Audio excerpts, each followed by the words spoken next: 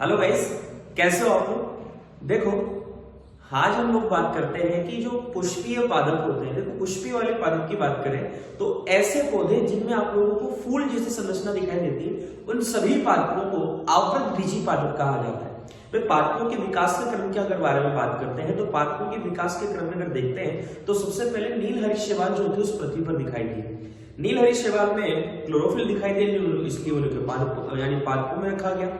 इसी प्रकार जो शैवाल थे नील हरित शैवाल, इन्हीं से धीरे धीरे विकास हो ब्रायोफाइट्स का, टेरिडोफाइट्स से आगे विकास हुआ जिम्नोस्पर्म का यानी अनावृत बीजी पादप। ऐसे पादप जिनके बीज के चारों तरफ फल भित्ति का आवरण नहीं पाया जाता उन्हें जिम्नोस्पर्म या अनावृत बीजी पादप कहा जाता है।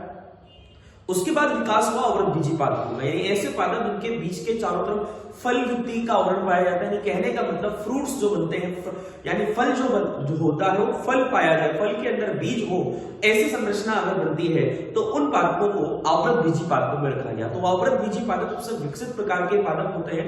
इन आवृत बीजी पादपों की अगर हम लोग बात करते हैं तो इन आवृत बीजी पादपों में जो जनन होता है, लैंगिक जनन जो पाया जाता है, वो उनमें एक मुख्य विशेषता होती है। यानी लैंगिक जनन जो होता है वो विकसित पादपों में ही कंप्लीट तरीके से पाया जाता है। उसी के बारे में हम आज बात करते हैं कि पुष्पीय पादप यानी आवृत बीजी पादप जो होते हैं उनमें लैंगिक जनन जो होता है वो किस प्रकार से पाया जाता है। अब एक चीज आती है हमारे पास कि लैंगिक जनन जो होता है उसमें दो रिक्वायरमेंट होनी चाहिए।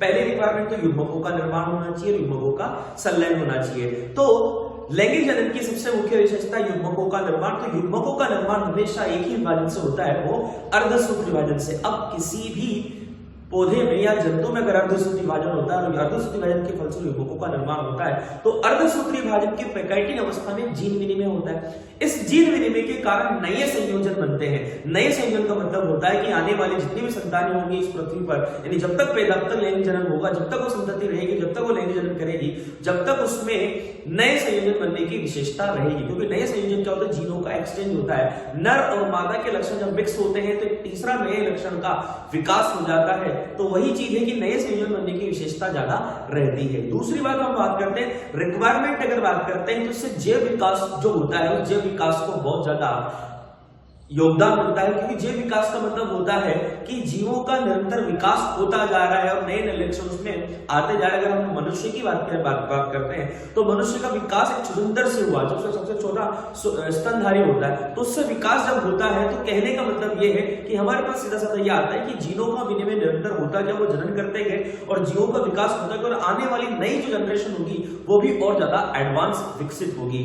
तो हम पुष्पीय पादपों में लैंगिक जनन जो पढ़ेंगे उसको अलग अलग फॉर्म में पढ़ेंगे। अलग अलग फॉर्म का मतलब है स्टेप बाय स्टेप पढ़ेंगे। सबसे पहले हम लोगों को बात करनी पड़ेगी कि भाई पुष्प जो होता है वो कैसा होता है, पुष्प में कौन कौन से भाग नर जनन भाग के रूप में काम करते हैं, कौन सा भाग मादा जनन के रूप में काम करता है। नर जनन भाग के रूप में पुंबक पाया जाता है, मादा जनन भाग के रूप में जायंग पाया जाता है। जो पुंबक होता है उस पुंबक में कौन सी इकाई होती है जिसके द्वारा नर युग्मक का निर्माण होता है। जायंग जो होता है उसमें कौन सी इकाई होती है उसके द्वारा मादा युग्मक का निर्माण होता है। तो ये सारी चीजें जो है वो हम लोग इसमें आज बात करेंगे।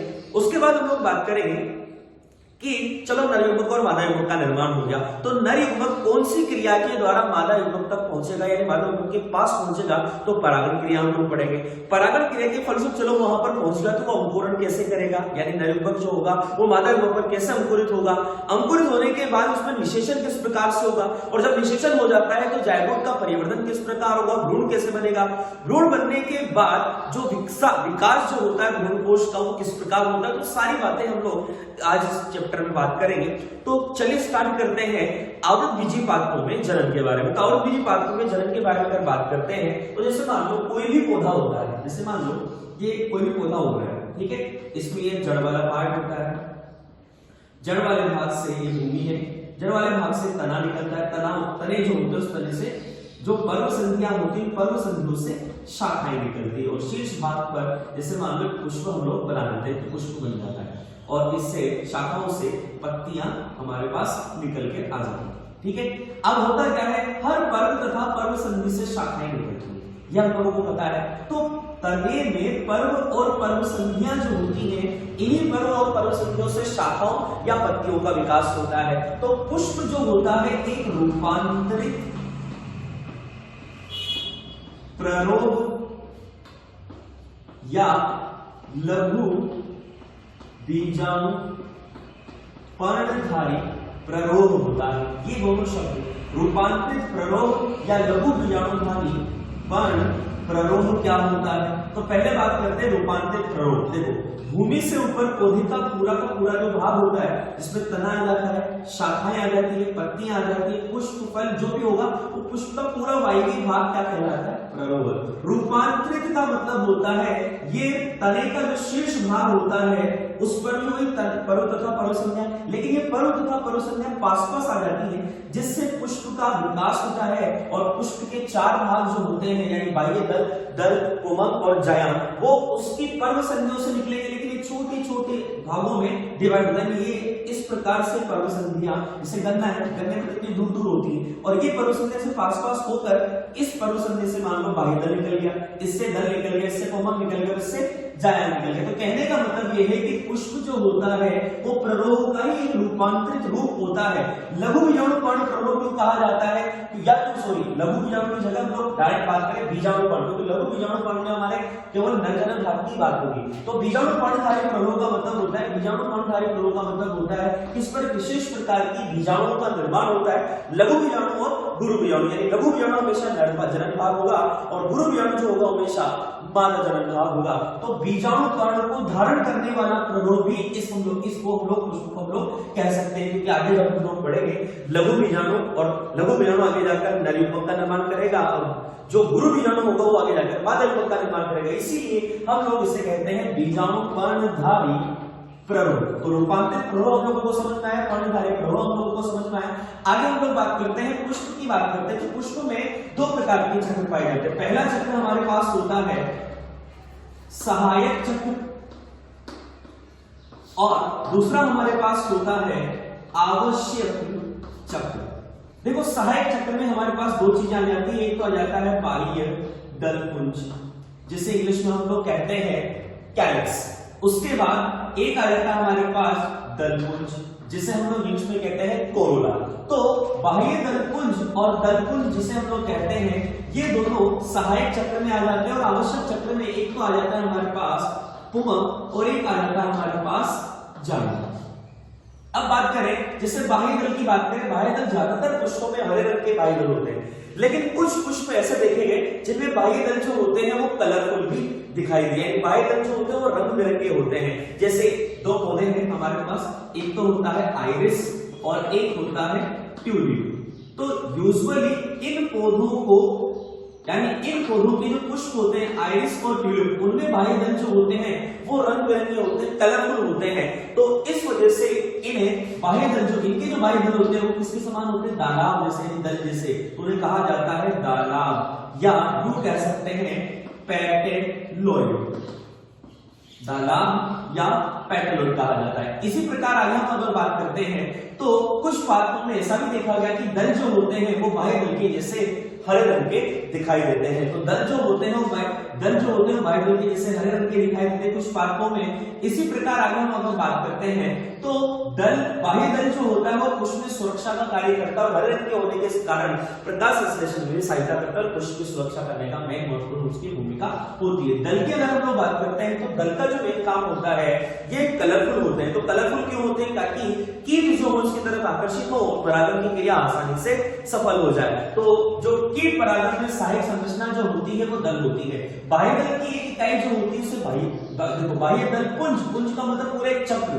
तो पूरा एक पुष्प का नीचे का जो चक्र होता है ग्रीन कलर का वो पूरा समूह तो बाह्य दल पुंज कहलाता है, लेकिन उसकी एक इकाई बाह्य दल कहलाती है जिसे इंग्लिश में कहा जाता है सेपल।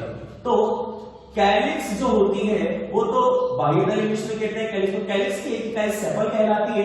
इसी प्रकार जो दलपुंज होता है उसको संयुक्त रूप से कोरोला कहा जाता है इंग्लिश में, और कोरोला या दलपुंज की एक इकाई दल या पेटल कहलाती है।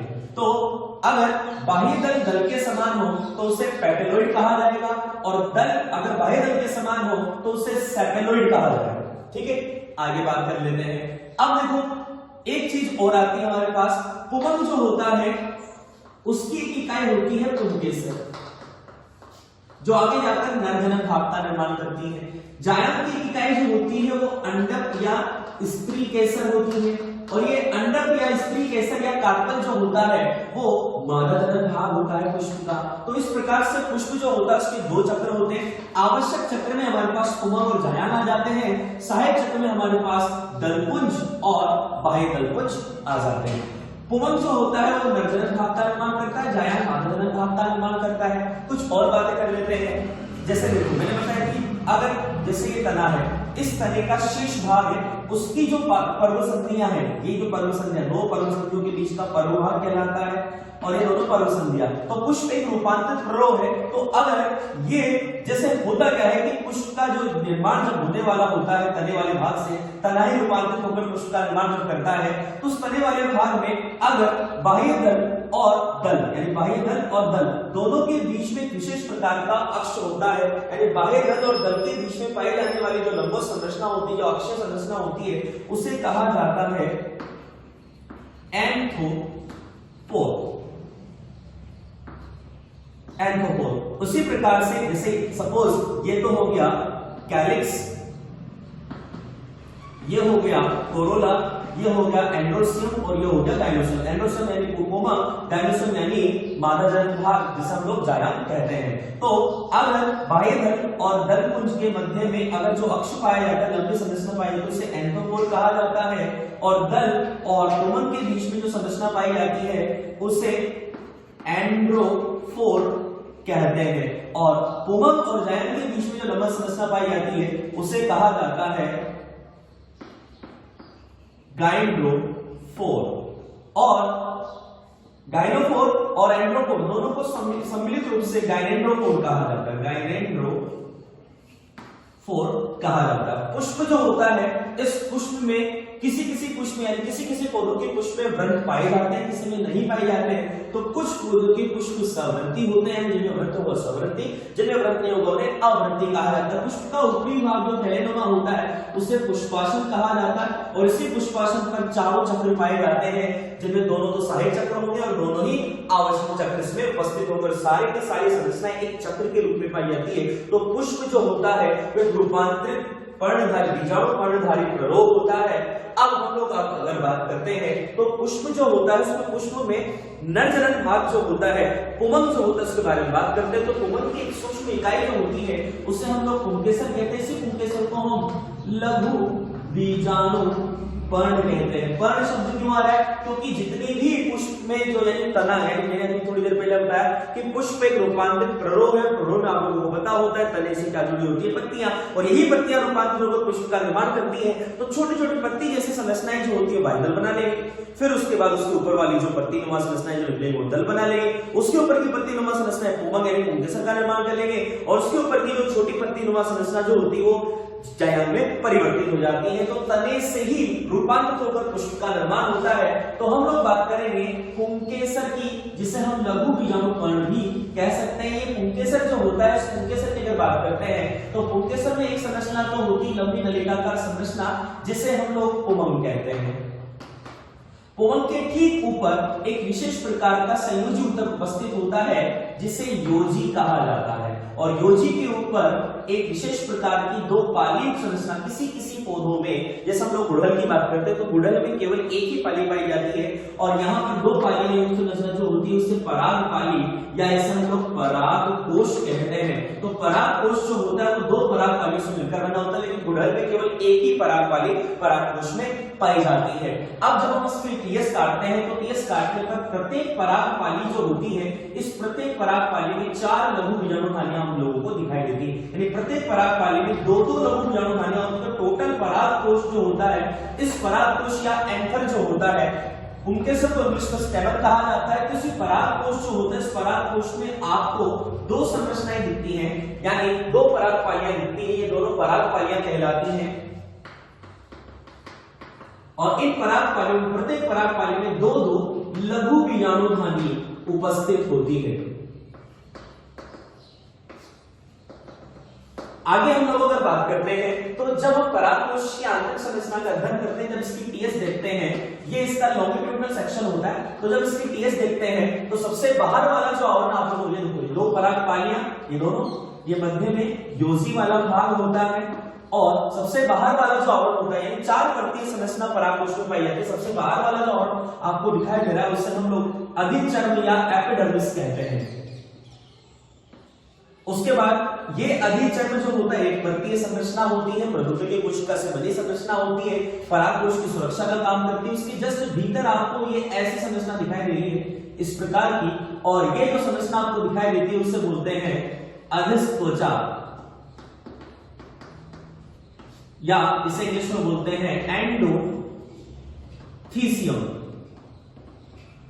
ये एंडोथीसियम या अधस्त्वचा जो होती है इसमें अल्फा सेलुलोज जो होता है, अल्फा सेलुलोज, इसकी रेशेदार पट्टियां उपस्थित होती हैं। इसके बाद अगर हम लोग अगर बात करते हैं तो उसके भीतर 1 से 3 परतीय संरचना पाई जाती है जिसे हम लोग मध्य स्तर कहते हैं। तो सबसे बाहर वाला स्तर एपिडर्मिस अधिचर्म होता है, उसके अंदर अधस्त्वचा या एंडोथीसियम कहलाती है, इसमें अल्फा सेलुलोज की रेशेदार पट्टियां पाई जाती है, और भीतर की तरफ 1 से 3 परतीय मध्य स्तर, और यहां पर ये जो गोलाकार अंडाकार संरचना जो दिखाई दे रही है ये लघु बीजाणुधानी होती है, लघु बीजाणुधानी, जिसे माइक्रो स्पोरेंजिया भी हम लोग कह देते हैं। ये माइक्रोस्पोरेंजिया जो होती है इसके चारों तरफ विशेष प्रकार की कोशिकाएं पाई जाती हैं जिसे हम लोग टेपिटम कहते हैं। अब ये जो टेपिटम है, इस टेपिटम की बात करें तो 2 प्रकार की टेपिटम हमारे पास होती है।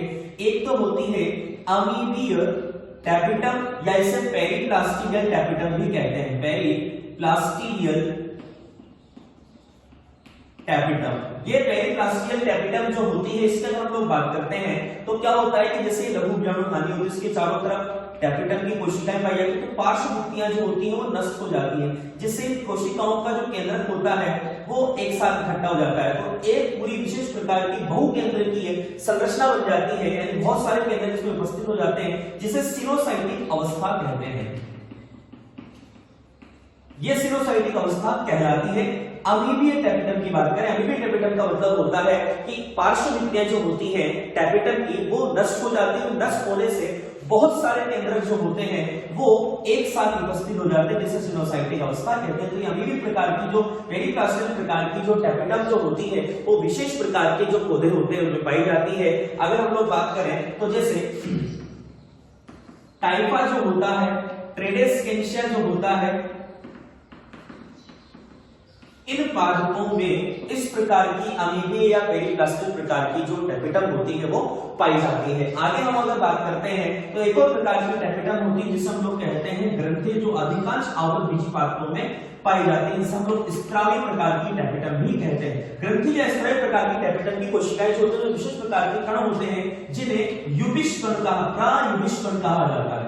ये प्रायुविश कण जो होते हैं वो स्पोरोपोलिन का स्त्रवण करते हैं। स्पोरोपोलिन जो अनअभ्यर्थनीय पदार्थ होता है और वनस्पति जगत या पादप जगत का सबसे कठोरतम भाग जो होता है वो स्पोरोपोलिन जो होता है वो होता है। ये स्पोरोपोलिन आवरण के चारों स्त्रवण होने से प्रायोगिक कण जो होते हैं वो इसको चारों तरफ क्या स्त्रावित करते हैं, स्पोरोपोलिन, जिसकी वजह से अनबायोडिग्रेडेबल पदार्थ जो होता है, अनजैव अपघटनीय पदार्थ का निर्माण होता है, और ये स्पोरोपोलिन के स्त्रवण की वजह से ये प्रायोगिक कण युविश कण में परिवर्तित हो जाते हैं। तो कहने का मतलब ये होता है कि टेपिटम कोशिकाएं जो होती है वो लघु बीजाणुधानी के अंदर पाए जाने वाले लघु बीजाणु को पोषण प्रदान करने का कार्य करती है। अगर हम लोग अगर टेपिटम के कार्यों की बात करें तो टेपिटम का मेन कार्य जो होता है वो पराग कण जो होते हैं जो लघु बीजाणु से बनते हैं उनको पोषण प्रदान करना होता है। उसके अलावा जब हम लोग पढ़ेंगे, जब लघु बीजाणु जनन जब हम पढ़ते हैं तो लघु बीजाणु जनन में एक लघु बीजाणु मात्र कोशिका से 4 लघु बीजाणु का निर्माण तो जो आपस में चतुष्क रूप में जुड़े हुए रहते हैं और ये आपस में एक कैलोज भित्ति से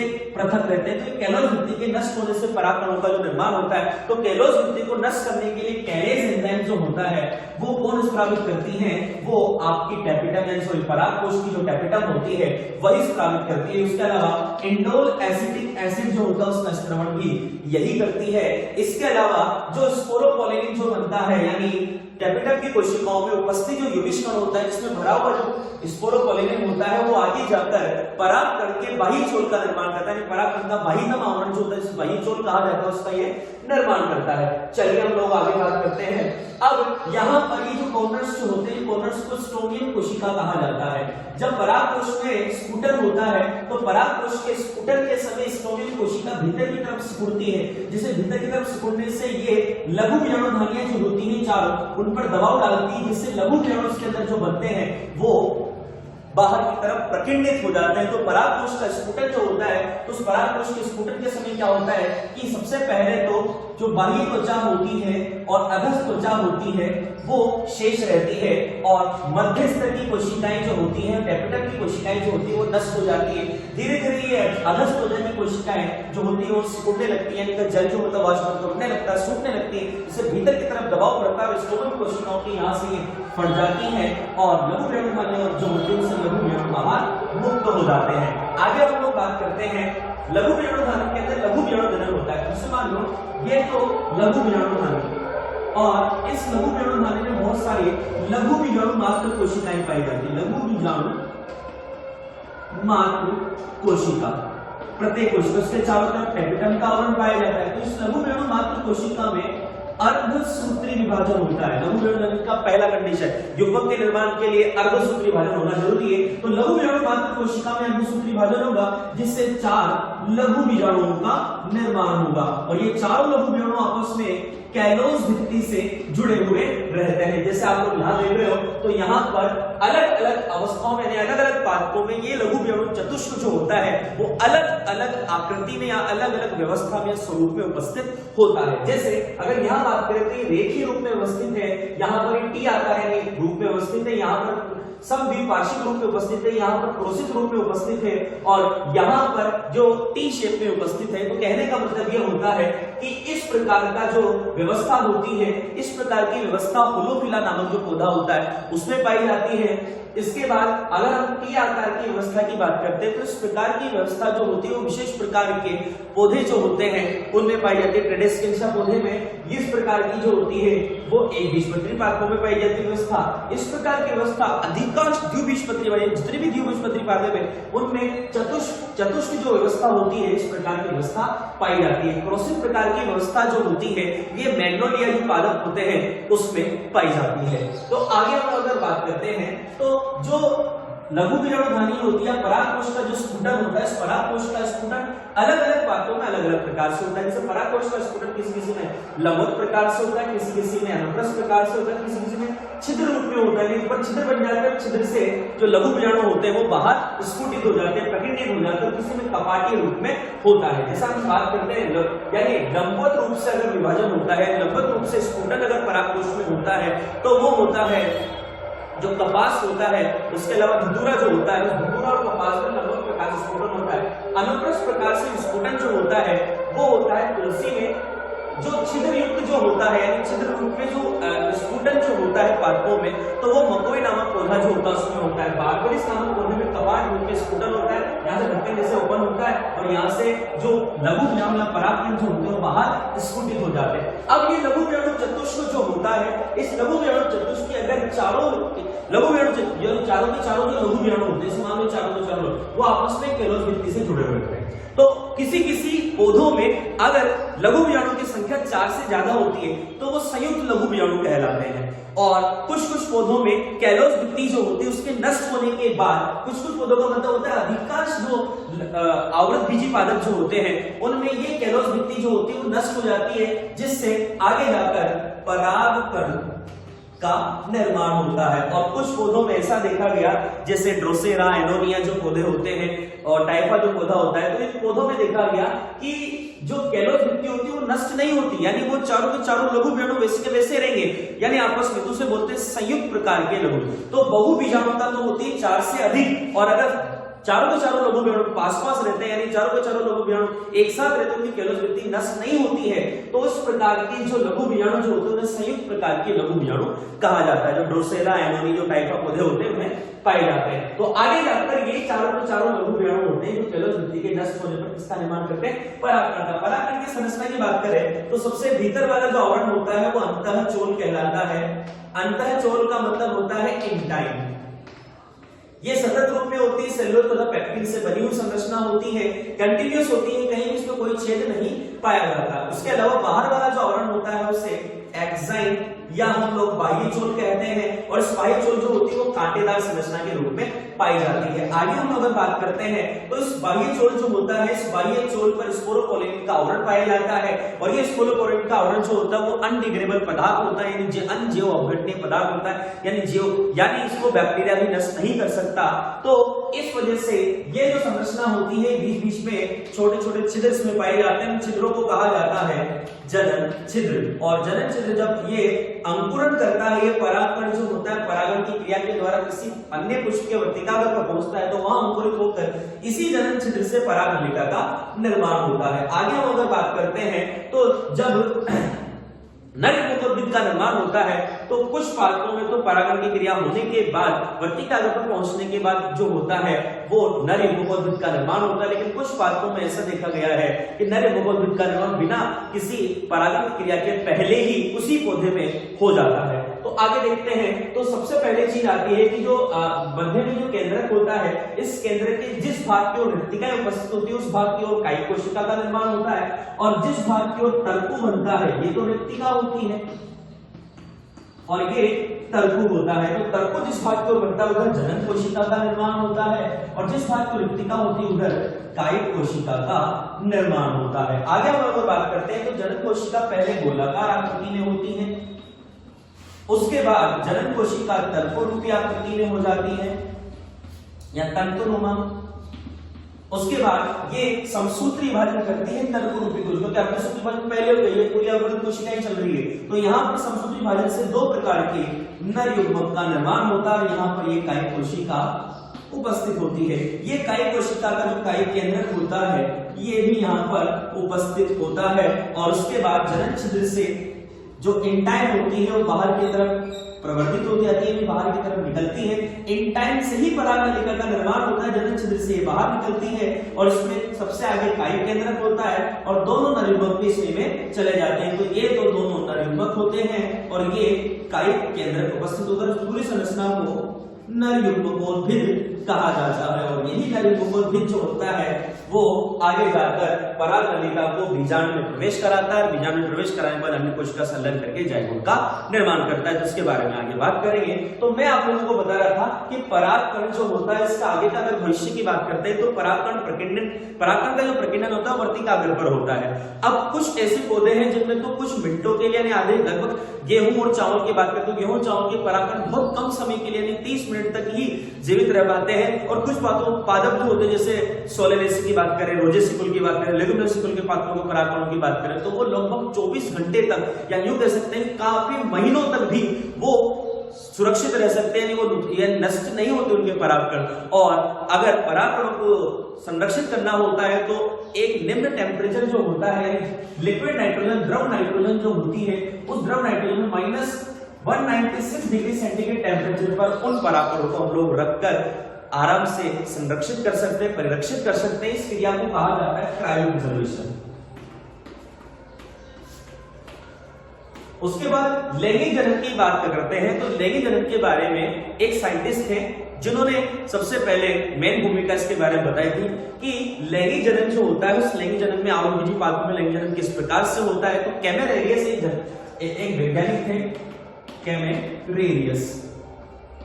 इन वैज्ञानिकों ने लैंगिक जनन के बारे में बताया। अब एक चीज और हम लोग बात कर लेते हैं, कुछ पादप जो होते हैं उन पादपों में देखा गया कि जो पराग कोष जो होता है उनकी दोनों पराग पानियां जो होती है पाए जाने वाले परागकण एक पिंड के रूप में, समूह के रूप में रहते हैं, जिसे पोलिनिया कहा जाता है,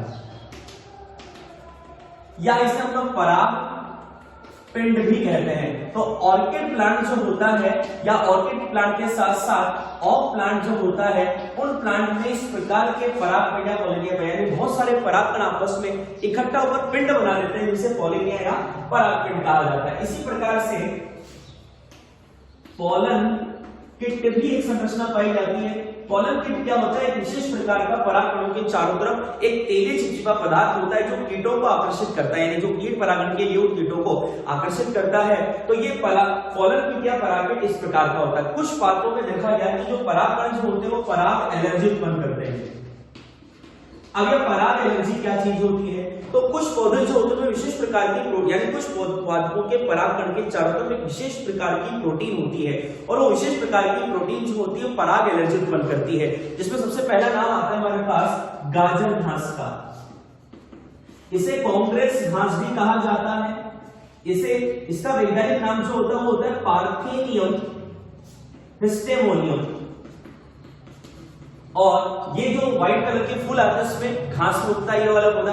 जब आप घास में बैठते हो तो आपके पैरों में खुजली चलना स्टार्ट हो जाती है, तो वो इन पराग एलर्जी उत्पन्न करती है। पराग कणों के ऊपर एक विशेष प्रकार का प्रोटीन होती है जिससे वो पराग एलर्जी उत्पन्न होती है। और यही पराग एलर्जी जो होती है वो यूजुअली क्या करती है, इसे ही जैसे ये पौधों में यानी पौधे जो होते हैं उनके व्हाइट कलर के फूलों में पाई जाती है, तो ये जब आप बैठते हो तो आपकी स्किन से छिटक जाती है, तो इसे छिटक चांदनी भी कहा जाता है, इसलिए इसे पराग एलर्जी इस प्रकार। कुछ और पौधे हैं जो भी पराग एलर्जी उत्पन्न करते हैं, जैसे चिनोपोडियम और ज्वार। एक चीज और आती है, परागकण जो होते हैं वो पोषक पदार्थों के रूप में भी काम आते हैं, भोजन के रूप में। कुछ लोग जो होते हैं जैसे धावक एथलीट्स जो होते हैं या घोड़े जो तेज दौड़ने वाले, उनको भोजन के रूप में भी परागकण खिलाए जाते हैं, जिनमें काफी ज्यादा एफिशिएंसी आ जाती है, जिनमें न्यूट्रिशन पावर बहुत ज्यादा होती है और ये पावरफुल होते हैं काफी ज्यादा, तो लोग इसका भोजन के रूप में भी उपयोग करते हैं पराग उत्पाद के रूप में।